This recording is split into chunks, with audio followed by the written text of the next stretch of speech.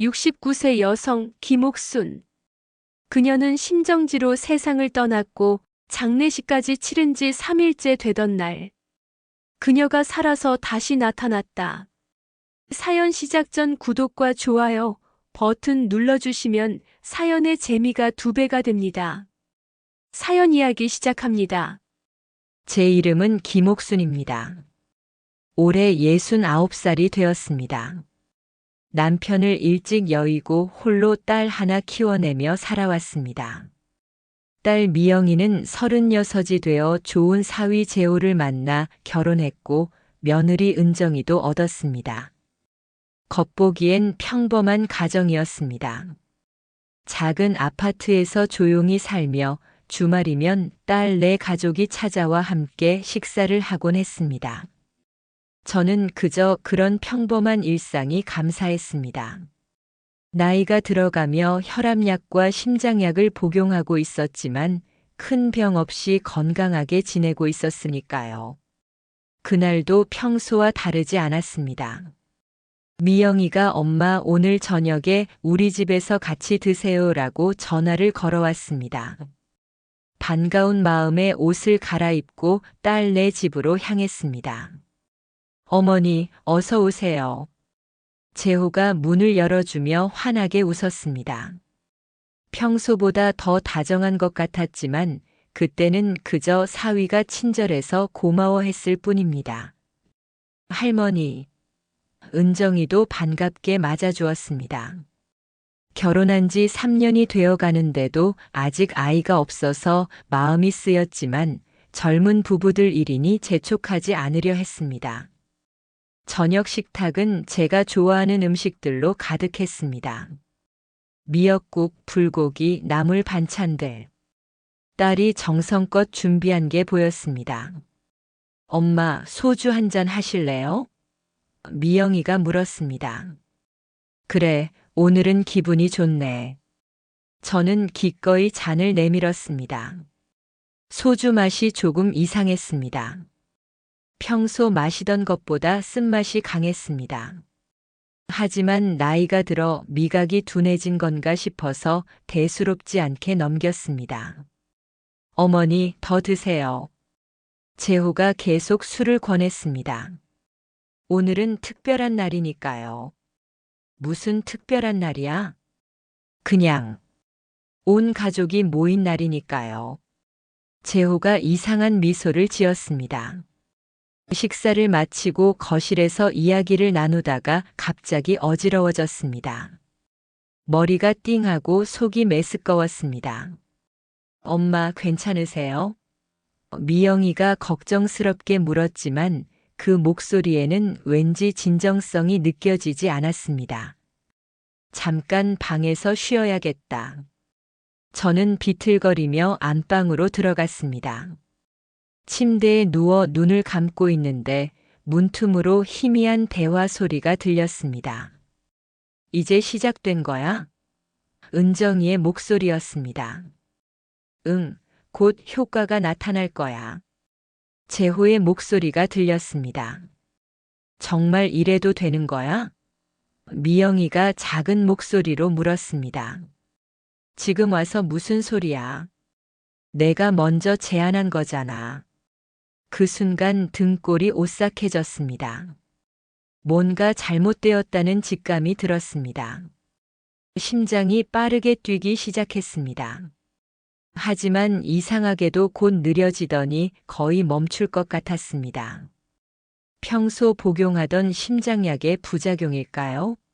아니면 문득 술맛이 이상했던 게 떠올랐습니다. 그리고 방금 전 들었던 대화들. 설마 하는 마음이 들었지만 직감적으로 알 수 있었습니다. 이들이 저를 해치려 한다는 것을. 엄마. 미영이가 방으로 뛰어들어왔습니다. 엄마 깨어나세요.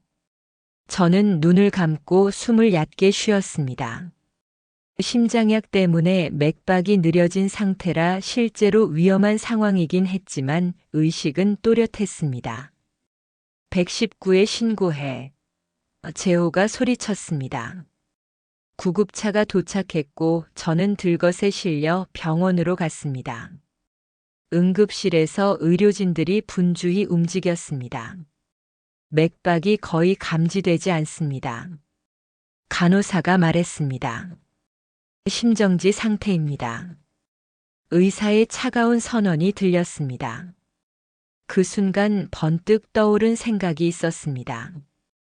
20년 전 간호사로 일했던 친구 정수기가 말한 것들. 가사 상태와 실제 죽음을 구별하는 방법들. 저는 숨을 최대한 얕게 쉬며 몸의 모든 근육을 이완시켰습니다. 다행히 평소 복용하던 약물 때문에 생체 신호가 매우 약했습니다. 사망 시각 오후 9시 47분. 의사가 선언했습니다. 가족들의 울음소리가 들렸지만 그 울음은 어딘지 어색했습니다. 진짜 슬픔이라기보다는 연기 같았습니다. 몰래 눈을 살짝 떠보니 재호가 휴대폰으로 누군가와 통화하고 있었습니다. 네, 됐습니다. 계획대로 진행하세요. 그 순간 확신했습니다. 이들이 정말로 저를 죽이려 했다는 것을. 영안실로 옮겨지기 전 정수기에게 미리 부탁해둔 대로 그녀가 간호사 신분으로 접근했습니다. 제가 고인과 친분이 있어서 마지막 정리를 도와드리겠습니다. 정수기가 직원들에게 말했습니다. 그렇게 저는 정수기의 도움으로 영안실에서 빠져나올 수 있었습니다. 미리 준비해둔 지하 창고로 숨어들었습니다. 지하 창고는 춥고 어두웠지만 이곳에서 3일을 버텨야 했습니다. 정수기가 몰래 가져다 준 담요와 음식으로 버텼습니다. 그리고 가장 중요한 것은 휴대폰이었습니다. 집 곳곳에 미리 숨겨둔 소형 녹음기들과 연결된 앱을 통해 그들의 대화를 실시간으로 들을 수 있었습니다. 장례식장에서 들리는 첫 번째 대화였습니다. 보험금은 언제 나와? 미영이의 목소리였습니다. 서류만 제출하면 2주 안에 나올 거야. 재호가 대답했습니다. 5억. 적지 않은 돈이네. 은정이가 말했습니다. 그래서 말인데 이 돈으로 부동산 투자 어때? 내가 알아본 건물이 있어. 재호가 제안했습니다. 좋아. 어차피 엄마 집도 팔아야 하고. 미영이가 동의했습니다. 그들이 제 보험금과 재산을 노리고 있었다는 게 확실해졌습니다. 두 번째로 충격적인 대화는 그날 밤에 들렸습니다. 여보, 정말 이래도 되는 거야? 은정이의 떨리는 목소리였습니다. 지금 와서 무슨 소리야? 내 남편하고 불륜 관계면서. 미영이가 차갑게 말했습니다. 그건 내가 먼저 부추긴 거잖아. 부추겼다고? 내가 언제? 엄마를 없애자고 제안한 것도 너고 재호랑 사귀라고 한 것도 너잖아. 그 순간 저는 온몸이 얼어붙었습니다. 딸이 이 모든 계획의 주동자였다는 것을. 어쨌든 이제 끝났어. 엄마도 없고 돈도 생겼고. 미영이가 냉정하게 말했습니다. 그런데 정말 독을 탄 거 맞아? 은정이가 불안하게 물었습니다. 소량이니까 부검해도 안 나올 거야. 게다가 원래 심장이 안 좋으셨으니까 자연사로 판정 날 거야. 저는 녹음기가 이 모든 대화를 기록하고 있다는 걸 확인했습니다. 이것이 제가 복수할 수 있는 유일한 증거였습니다. 셋째 날 가장 충격적인 대화를 들었습니다. 재호야, 우리 이제 어떻게 하지? 은정이가 물었습니다. 뭘 어떻게 해?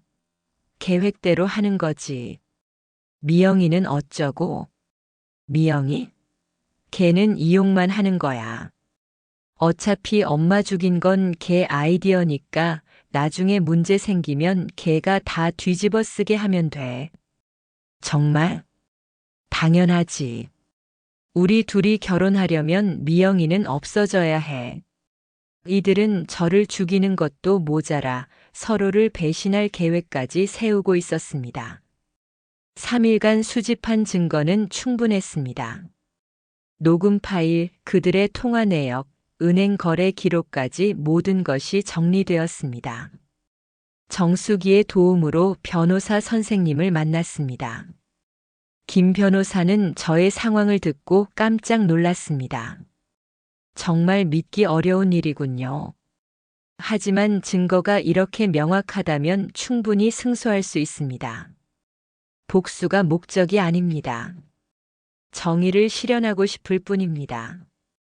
그렇다면 민사소송과 함께 형사고발도 진행해야겠군요. 변호사는 추가 증거 수집을 위해 사설 탐정까지 고용했습니다. 일주일 만에 더 많은 증거들이 나왔습니다. 미영이의 회사에서 횡령 의혹, 재호의 도박빚, 은정이의 이중생활까지. 그들의 삶은 거짓투성이었습니다. 이 정도면 충분합니다. 변호사가 USB를 건네주었습니다. 모든 증거가 정리되어 있습니다. 이제 마지막 단계만 남았습니다. 그들 앞에 나타나는 것.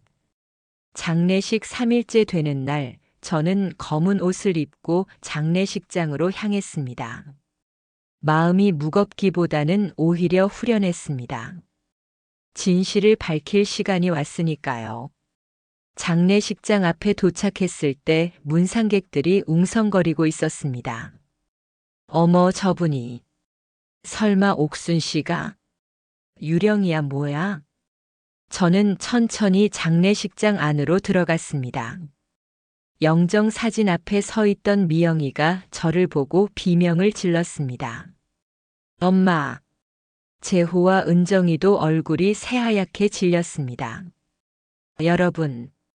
저는 차분히 입을 열었습니다. 이 장례식 진짜 죽은 사람은 제가 아닙니다. 믿음이었습니다. 장례식장이 술렁였습니다. 문상객들은 무슨 일인지 몰라 당황했습니다. 엄마, 도대체 무슨? 미영이가 떨리는 목소리로 물었습니다. 무슨 일이냐고. 저는 USB를 꺼내 들었습니다. 내가 제일 잘 알고 있잖니. 여러분, 잠시만 들어보세요. 저는 마이크를 잡았습니다. 장례식장의 대형 스크린에 USB를 연결했습니다. 첫 번째로 재생된 것은 그날 밤의 녹음 파일이었습니다. 이제 시작된 거야? 응, 곧 효과가 나타날 거야. 정말 이래도 되는 거야? 지금 와서 무슨 소리야? 내가 먼저 제안한 거잖아. 문상객들의 표정이 점점 굳어졌습니다. 다음으로 나온 것은 보험금 이야기였습니다. 5억. 적지 않은 돈이네. 그래서 말인데 이 돈으로 부동산 투자 어때? 좋아. 어차피 엄마 집도 팔아야 하고. 엄마. 미영이가 울부짖으며 달려왔습니다. 그게 아니야. 오해야. 오해? 저는 차갑게 웃었습니다. 그럼 이것도 오해니? 화면에는 미영이와 재호가 모텔에 들어가는 사진이 나타났습니다. 그리고 은정이와 재호의 대화도 이어졌습니다. 미영이는 어쩌고? 미영이? 걔는 이용만 하는 거야. 어차피 엄마 죽인 건 걔 아이디어니까. 은정이가 쓰러질 듯 비틀거렸습니다. 재호는 도망치려 했지만 이미 경찰이 입구를 막고 있었습니다. 김옥순 씨께서 미리 신고하셔서 체포영장을 발부받았습니다.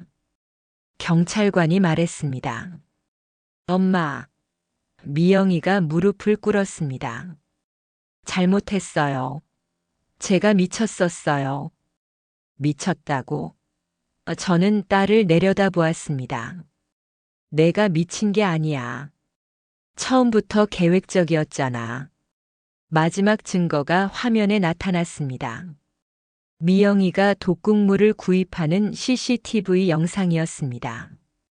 문상객들은 경악했고 몇몇은 밖으로 나가버렸습니다. 엄마, 정말 미안해요. 미영이가 통곡했습니다. 돈이 너무 필요했어요. 회사에서 횡령한 게 들킬 것 같아서. 그래서 어미를 죽이려 했다는 거냐? 그게 아니라 처음엔 그냥 잠깐 기절시키려고 했는데. 거짓말 그만해. 저는 단호하게 말했습니다. 내가 독을 산 건 3개월 전이야. CCTV에 다 나와 있어. 재호가 체포되면서 소리쳤습니다. 미영이가 시킨 거예요. 저는 그냥 시키는 대로 한 것뿐이에요. 재호야. 은정이가 절규했습니다. 당신이 먼저 제안했잖아요. 이들은 끝까지 서로를 배신하고 있었습니다. 변호사가 다가와 말했습니다. 모든 증거가 확보됐습니다. 살인미수, 보험사기, 상해 등 여러 혐의로 기소될 예정입니다. 저는 마지막으로 장례식장에 모인 사람들을 둘러보았습니다. 여러분께 죄송합니다. 이런 추태를 보여드려서. 저는 고개를 숙였습니다. 하지만 진실은 밝혀져야 한다고 생각했습니다. 한 문상객이 다가와 말했습니다. 옥순 씨, 정말 잘하셨어요. 이런 일을 당하고도 이렇게 차분하게 대처하시다니. 차분하다고요? 저는 쓸쓸히 웃었습니다. 3일 동안 지하실에서 울면서 보냈습니다. 내가 키운 딸이 나를 죽이려 했다는 사실을 받아들이기가 얼마나 힘들었는지 모르실 거예요. 재판은 3개월간 진행되었습니다. 미영이는 살인미수와 보험사기로 7년, 재호는 공동정범으로 5년, 은정이는 방조죄로 3년을 선고받았습니다. 어머니께 마지막으로 한 말씀 드리고 싶습니다. 미영이가 법정에서 말했습니다. 저는 고개를 들지 않았습니다. 정말 미안합니다. 제가 인간이 아니었습니다. 어머니가 저를 어떻게 키우셨는데. 미영이의 목소리가 떨렸습니다. 이제 그만해라. 저는 차갑게 말했습니다. 내 사과는 받지 않을 거야. 다만 감옥에서 반성하기 바란다. 재판이 끝난 후 저는 아파트를 정리했습니다. 이곳에는 너무 많은 아픈 기억들이 남아 있었습니다. 정수기가 도와주며 말했습니다. 정말 어디로 가실 거예요? 시골로 가려고 해. 조용한 곳에서 남은 인생을 보내고 싶어. 외롭지 않으실까요? 외로움? 저는 창밖을 바라보았습니다. 이미 충분히 외로웠어. 가족이 있어도 진짜 혼자였으니까. 에필로그. 진짜 삶의 시작. 지리산 자락의 작은 마을에 정착한 지 6개월이 지났습니다. 작은 한옥을 구입해서 홀로 살고 있습니다. 아침마다 뒷산을 산책하고 작은 텃밭에서 채소를 기르며 지냅니다.